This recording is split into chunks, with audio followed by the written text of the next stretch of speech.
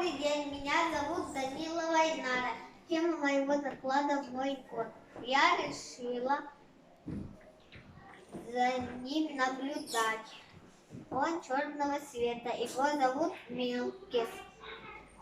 В темноте светятся глаза. Он любит играть, спать и кушать. Мой кошка порода обычная. Он любит молоко, китикет и мясо. После еды она всегда моется. Когда у него плохое настроение, поднимает спину и царапается. Когда хорошая, мурлыкает и дает себя погладить. Она спит только со мной.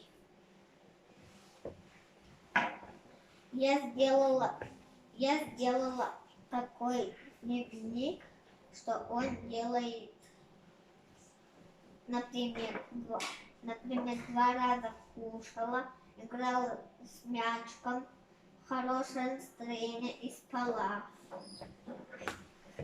Ребята, любите своих кошек. Спасибо за внимание.